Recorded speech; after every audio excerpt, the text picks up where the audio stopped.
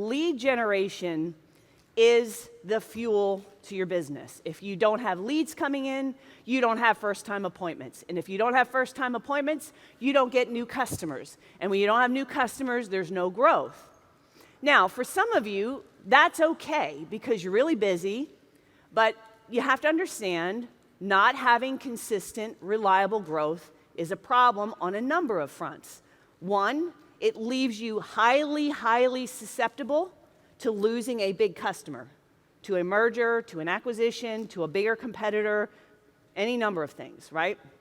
And so I see a lot of people who, they aren't doing any kind of marketing, they lose a big customer, two customers, sometimes three, no fault of their own or fault of their own, doesn't matter.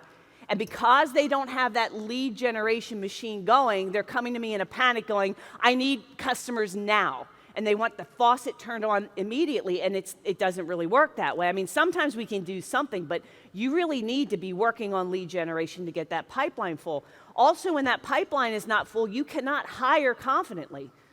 Look, guys, when you're running a business, I mean, we're now doing fractional marketing manager as a service. So I didn't go out last night and hire 12 fractional marketing managers. I had to hire them 3 months ago to onboard them, to train them, to prepare them, to get the systems right? Now, if I can't trust that we are going to sell that, I'm carrying that overhead. So as business owners, when we are launching new products, when we are hiring salespeople, we are basically placing a bet on the future. And so if you know you can trust your marketing, hiring that engineer 3 months before that you're really going to need them is a much better situation to be in, especially if you know that the sales are going to be there. Whenever I've talked to best-in-class MSPs, sales and marketing drives HR because they can tell from their pipeline how many engineers they're going to have to hire, operational staff, software, like whatever the infrastructure it is, the customer fulfillment side, they can trust their sales and marketing. But when you don't have regular lead generation, you don't have systems, you're in this feast or famine. You desperately need somebody to hire somebody, but you can't afford to hire somebody, so you just, squeak along, everybody's running hot until you desperately hire somebody, usually in a panic, and they might not be the best person because you're in crisis mode because maybe you got a project, maybe you got a new customer. And so in order to smooth that out, lead generation really is what runs your HR because you can plan in advance. We know in our business, I know how many accelerators, I know how many MSP launch, I know how many toolkit customers. I know that because I know my pipeline and I know my averages. And I know I got to hire today because I got to train and onboard in order to be ready for the fall for where we're going to be then. All right, and that's part of what lead generation is. The other thing that's important about lead generation is when you don't go on a lot of sales appointments, you really start to suck at selling because you can read every sales book in the world that you want, but until you get in front of a live prospect and have to practice, you're never going to be great. So you have to get the reps in, you have to get the practice. And if you don't have the practice, what happens is you have really low close rates, like 10%, which drives up your customer acquisition costs dramatically. If you can close, so Tom Glover, I was talking to him the other day, his close rate is 67%, right? Now, his customer acquisition costs, his return on marketing investment is a hell of a lot better than someone who's only closing 10%. The other thing when your sales process sucks is that you leave a lot of money on the table because you don't have a process for selling and you don't have enough reps coming in and you start to get a little intimidated. You get a big deal and they don't come along all that often, so you cave in and you discount your fees and you carve out things and you take customers you shouldn't because they can fog a mirror and wave a dollar and so this lead generation pipeline is far more important than just getting more new customers. it gives you a backbone too, because when you have a good pipeline of customers, you don't tolerate bad behavior. Right now, all of you, if I said, is there one or two customers you could think of, if you knew you could replace them tomorrow with a customer that would pay top fees, how many of you would have no issue going back to those customers and firing their ass? Yes? Why don't you do it? But why don't you do it now? Because you can't trust the sales pipeline that you're going to replace them. So this is what I'm saying. This is a bigger issue than just, hey, we got to do some marketing. So the topic that I was going to talk about was advanced lead generation. And I don't know if you guys know this, but like I have to pick the topics for these events 8 months out because we start printing brochures and websites and everything else.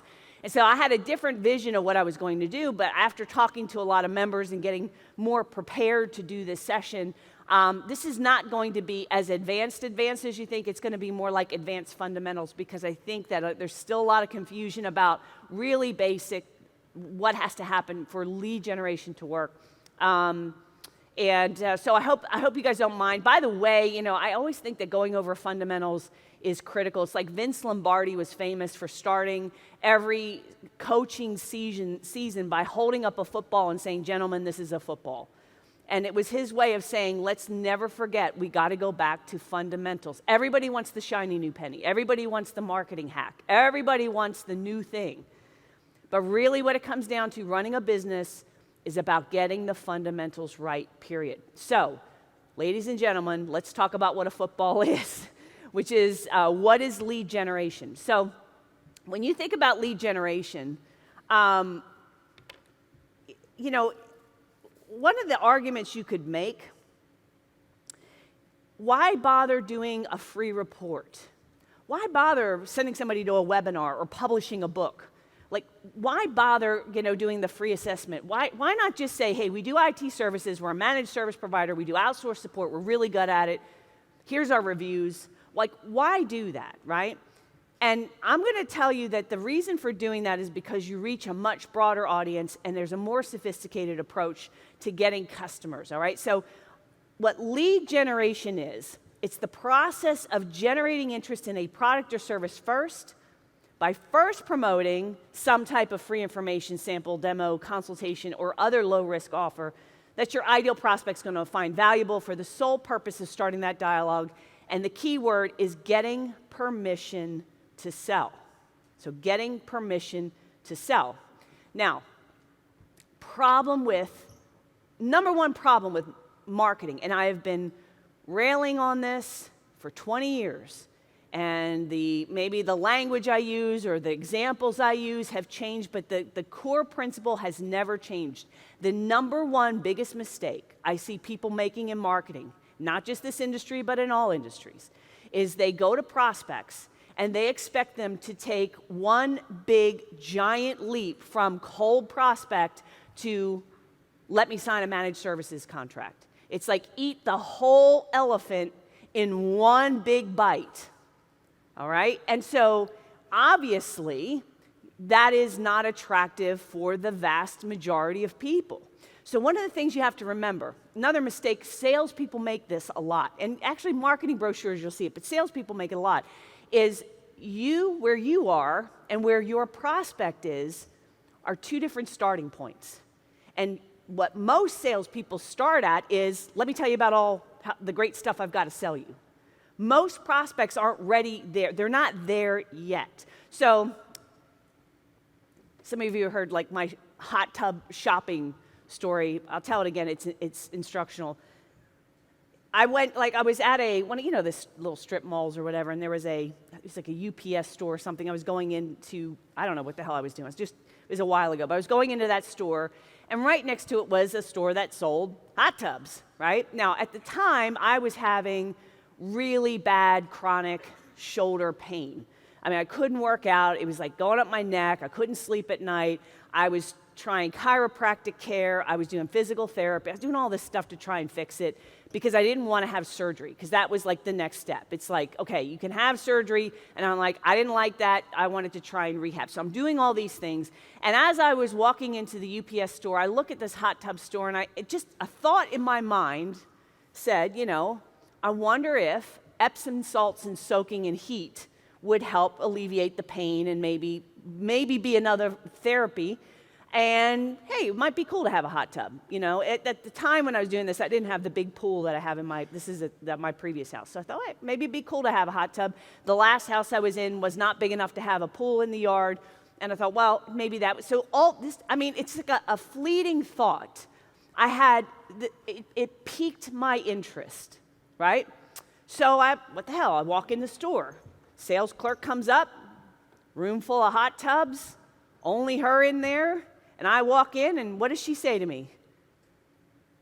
What does every sales clerk say when you walk in? Can I help you? And what does every prospect say back? No, I'm just looking. Because I just make it a habit of going into hot tub stores. I mean, just want to look around. I don't know, look at hot tubs. So it gets awkward because I'm kind of walking around. I don't know what I'm looking for.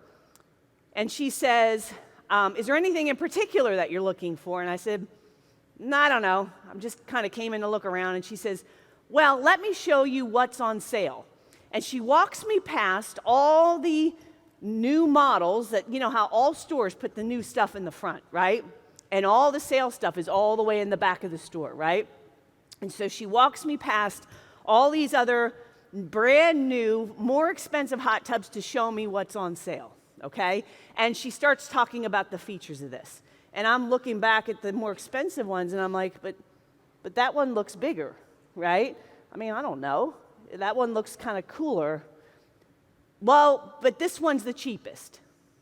Now, I'm looking at myself. I'm not dressed like I am now, but I don't look homeless, right? You know, sniffing. No, I think I'm all right, you know? So without any indication of what I was in there looking for, why I was in there, no diagnostic questions whatsoever, what is the first thing she goes to sell me? Price. Now, I can tell you that salesperson, when she's sitting with her sales manager, she's saying, well, you know, a bunch of people came in, but they're all looky-loos. They're not looking. They're not qualified. They're not interested in a hot tub. They all care about price. I guarantee you that's the conversation happening with that sales rep. But the reality was I was at a different starting point than she was. It had piqued my interest. I had curiosity. Believe it or not, if she was a good salesperson, I'm an easy buyer. I don't know if you know this, but salespeople are easy to sell. Talk to any good salesperson. If they get in front of another salesperson, salespeople love to buy. Because we've got money, if the good ones do, right? And we love a good sales pitch, right? She could have had me. She absolutely could have had me. I had the money. I had the desire to a certain degree. I just wasn't sold if that was the right thing. So my starting point was, I'm looking for something to help with physical therapy. Would it fit in my backyard? You know, that sort of thing. She's starting at, here's the stuff that's on sale. Let me tell you the features. We're at two different starting points. Does that make sense? And so there was and I walked out. I didn't buy the hot tub. And I think a lot of times when these leads come in, when we're trying to lead generate, we don't go from hearing that you do IT support to let's sign a contract. Right? There needs to be a process. There's a series of sequential agreements of thoughts that a prospect has to go through. And that's why we do lead generation marketing, because we can take somebody who has a curiosity, who has an interest, who might have been thinking about something, and we can move them, baby step them towards being a customer. But we can't get there in one big giant leap. Now, the way we do that, as you guys know, is through educational direct response, EDR marketing. And educational direct response marketing is designed to use free information, reports, videos, articles, or other content to accomplish three things. And the first thing is we want to attract the right fit prospects to us. We want to facilitate their natural information gathering process and influence their buying decision regardless of price, and also position you as an authoritative, trusted advisor. So back to the hot tub, the one question she should have asked me and never asked, why are you even thinking about getting a hot tub? What an obvious question. What a good diagnostic question. Not like, how can I help you, but why are you thinking about buying a hot tub? Had she asked me that question, I would have told her, well, I've got this shoulder problem and it's plaguing me, it's problems. Now, with a few more diagnostic questions, which she did not ask, she could have then taken me to a model that perhaps, if they had it, I don't know, we never got this far, that was designed just for athletes and maybe had some whiz-bang features that would be good for shoulder pain, who knows, right? So and then she could have handed me some material that was, well, let me tell you, here's a free report we put together on the therapeutic benefits of a spa for shoulder injuries or knee injuries or whatever it is, right? And, it's signed by, 15 doctors, and here's the research and the study, and could have moved me along that process rather than just, let me show you what's on sale, do you want to take it or not? So that's what educational direct response marketing is all about. It's about piquing somebody's interest, it's about moving them closer to the sale, and doing it in a process that is not intimidating, not eating the elephant all in one bite.